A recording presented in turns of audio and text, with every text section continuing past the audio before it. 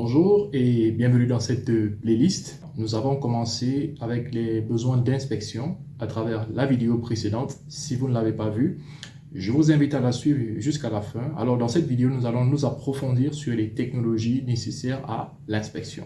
Alors pour ce faire, nous allons tout d'abord faire un petit zoom sur ce qui a été dit précédemment.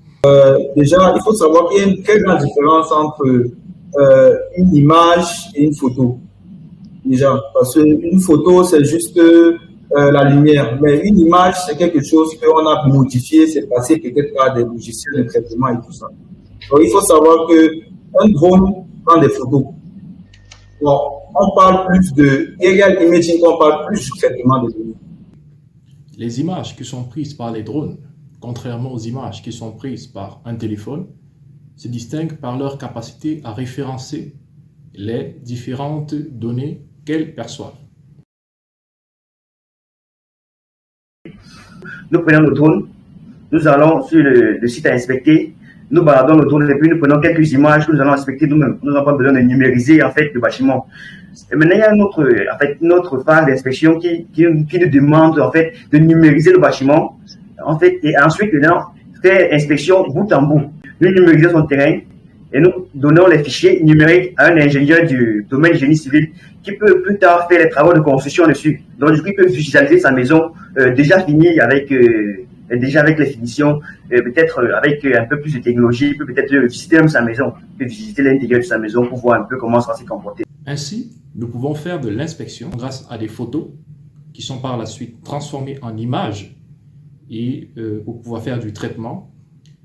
Ces images elles-mêmes peuvent aussi former un modèle numérique, donc qui va également être à la base d'une inspection plus approfondie plus tard, grâce à des logiciels professionnels qui sont déployés dans ces applications-là. On est capable de faire en sorte que si aujourd'hui on est capable de ramasser peut-être 1 hectare, avec le temps, on peut ramasser peut-être 100 hectares grâce à la numérisation. C'est-à-dire que, par exemple, si je fais peut-être une mission automatique et sur 50 hectares, je prends peut-être 50 000 photos.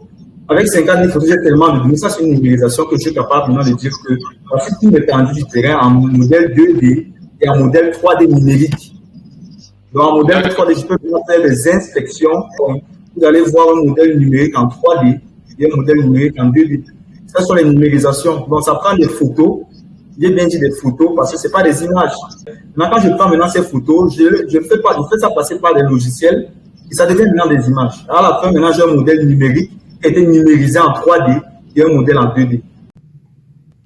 Dans le livre Fondamentaux à la capture et au traitement d'images et données drone, vous avez 12 applications émergentes que les auteurs Frazier et Conva convient les utilisateurs du manuel à pouvoir suivre attentivement. Si vous êtes professionnel dans ce domaine, c'est peut-être l'un des documents les plus recommandables afin de pouvoir creuser en profondeur l'une ou l'autre des applications de l'inspection.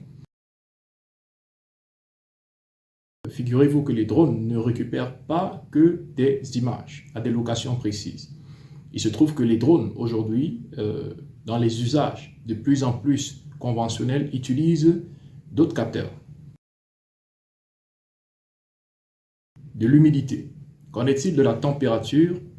Qu'en est-il de la vitesse du vent? Qu'en est-il de sa direction? Ce sont également des données qui peuvent être mesurées par des capteurs spécifiques qui sont rattachés effectivement au système volant.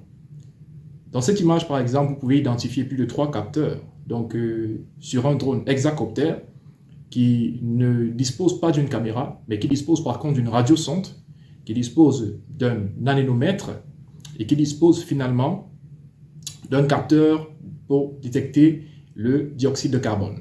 Donc, ce sont des données très importantes que les drones vous permettent d'avoir, mais de façon toujours géolocalisée, afin de pouvoir à la fin vous fournir une carte avec les différents pourcentages donc, et les différents taux, bien évidemment, de ces grandeurs-là qui sont mesurables à partir de ces capteurs. Je vous invite donc à suivre la playlist jusqu'à la fin, à liker et à vous abonner à la chaîne donc, parce que nous partageons avec vous les applications émergentes des technologies drone. Merci à tous d'avoir suivi cette vidéo et je vous retrouve à la prochaine vidéo.